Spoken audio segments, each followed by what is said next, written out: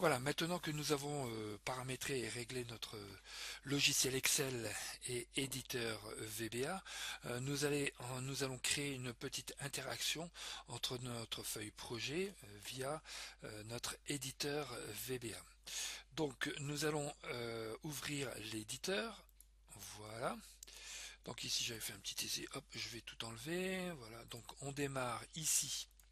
Voilà, dans un éditeur vierge, nous allons créer un événement, une procédure sur la feuille 1, notre feuille projet. Donc nous faisons un double clic sur la feuille 1, dite projet, et de ce fait nous ouvrons l'éditeur VBA, c'est-à-dire une page blanche où nous pouvons écrire. Alors attention, si nous écrivons n'importe quoi, lui il va réagir. Voilà, enfin il réagit pas grand chose parce que là il a l'impression que ce sont des mots clés, mais on va voir que il y a un code couleur qui va nous permettre de comprendre ce que nous écrivons. Alors pour revenir donc à cette page blanche, nous avons en partie supérieure deux listes déroulantes. Donc la liste déroulante déclaration. Alors il faut savoir que dans les programmations en général, on aura toujours une partie déclaration pour identifier certains éléments, variables, contexte, environnement, et ainsi de suite. Nous, pour l'instant, nous ne faisons rien au niveau de la déclaration.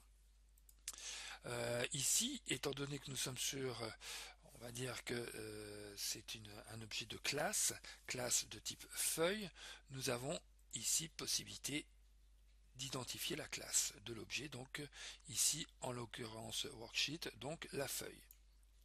Alors dès que nous sommes sur un objet de classe, on va pouvoir se rendre compte qu'il y a possibilité d'avoir une liste d'événements préétablis.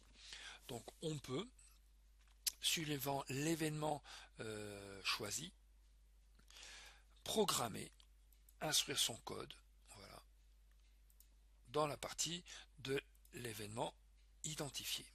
Alors ici je peux à tout moment, vous voyez, supprimer pour nettoyer le code. Je reviens sur Worksheet et par défaut nous sommes dans le changement de sélection. Donc le principe ici sera sur chaque changement de sélection de ma feuille, donc je reviens ici dès que je vais changer de sélection, le but sera ici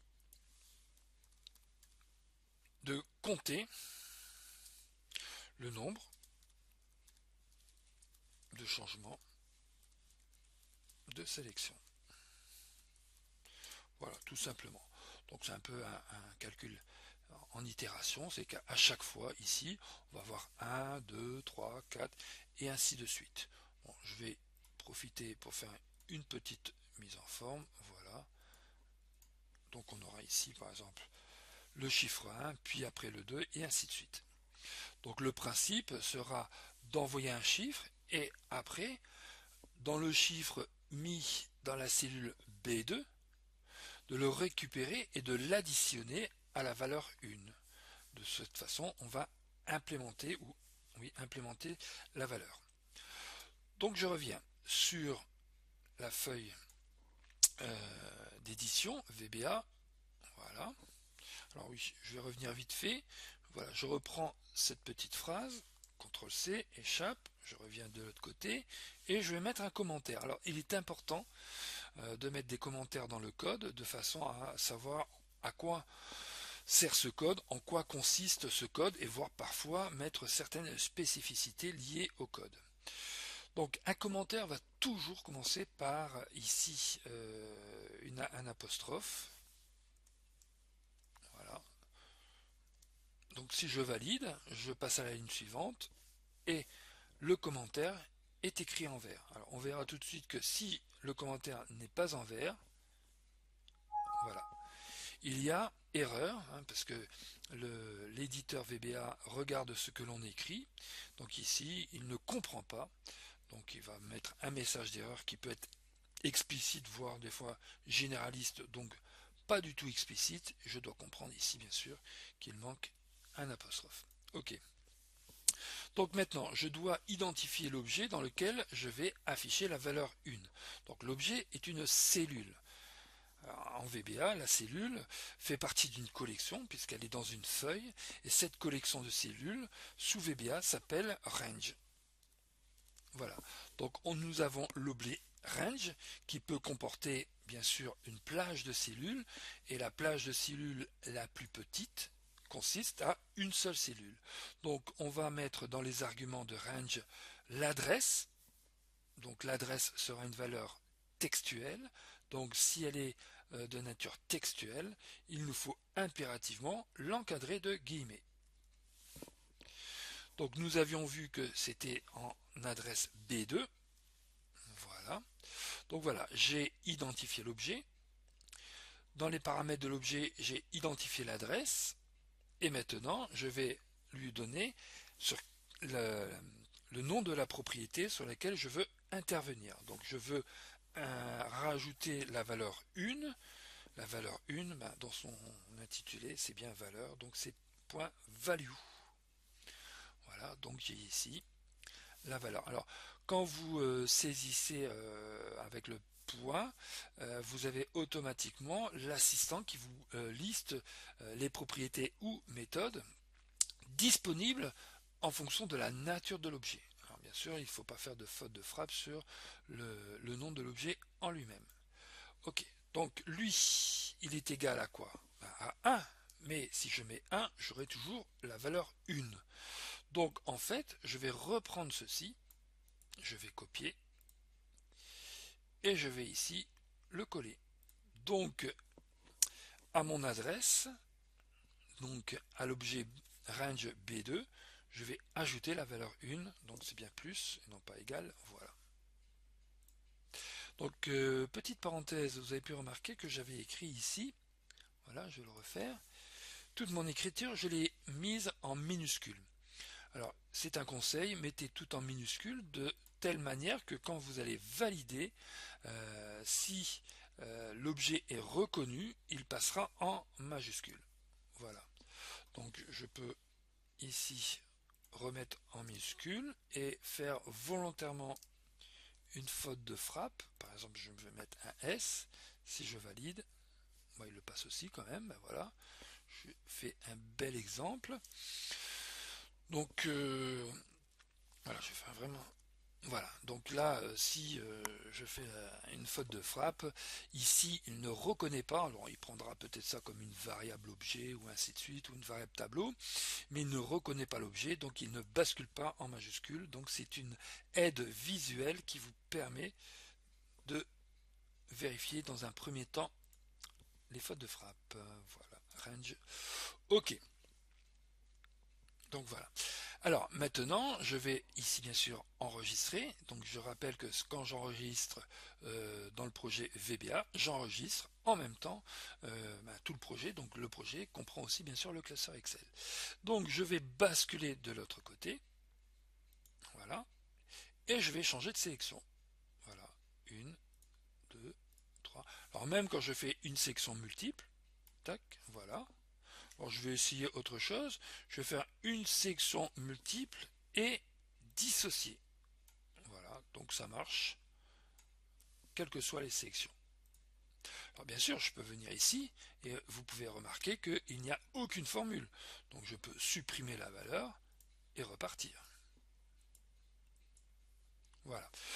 Donc, dans un deuxième temps, moi ce que j'aimerais, c'est réinitialiser, je dirais, cette valeur sans supprimer ici, et aussi sans intervenir dans le code. Mais pour cela, nous allons quand même mettre une petite instruction ici. Voilà. Donc nous allons créer une procédure directement dans la feuille sub. Voilà. Et on va dire que cette procédure va supprimer, donc supprimer, voilà. Donc, et on ouvre et on ferme les parenthèses.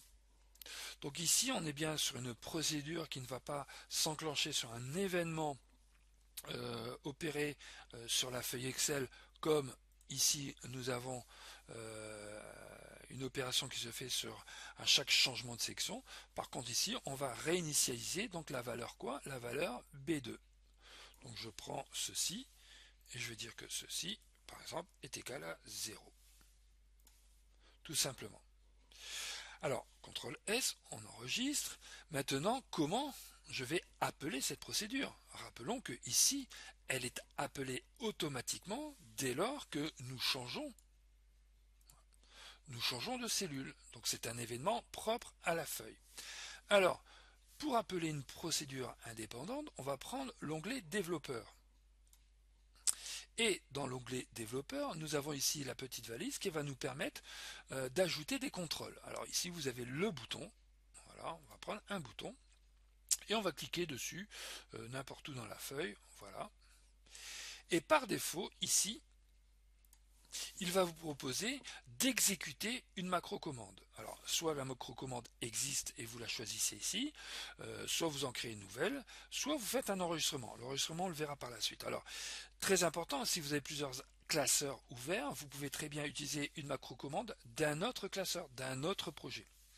Ici, on va vérifier voilà, que ce soit uniquement ce classeur. Alors, on peut remarquer qu'il nous propose uniquement la fonction supprimée et non pas la procédure supprimée et non pas la procédure sur changement de sélection. Donc, on voit bien que ici, changement de sélection, c'est une programmation sur un module de classe. La procédure supprimée est une procédure qui s'adapte à tout. Certes, elle est écrite dans la feuille, enfin dans le VBA du module de classe, on verra un peu par la suite la subtilité à ce niveau-là, mais on pourrait l'écrire n'importe où pour tout le projet. Ok, d'accord, donc bien sûr, je peux réécrire ici en entrant dans le bouton. Alors, il ne veut pas, voilà. Supr, voilà par exemple, ok. Et je vais maintenant ici cliquer sur le bouton, voilà, supr. Donc je peux cliquer et je supprime. Bouton droit de la souris, voilà. Je peux bien sûr, s'il veut bien se déplacer, alors voilà, voilà, je peux le déplacer. Je peux aussi affecter une macro, donc c'est ce que je viens de faire, mais bon, si j'avais à voir sur quelle macro le bouton travaille ou fait travailler, je peux tout simplement modifier, et voilà, j'arrive ici sur ma procédure. Donc voilà, nous avons vu ici une façon assez rapide de rendre une interactivité dans la feuille de notre projet. Donc interactivité qui compte à chaque fois que je change de sélection, et une autre interactivité qui elle est déclenchée à partir d'un bouton, voilà, qui va me permettre d'intervenir sur une cellule pour modifier son contenu.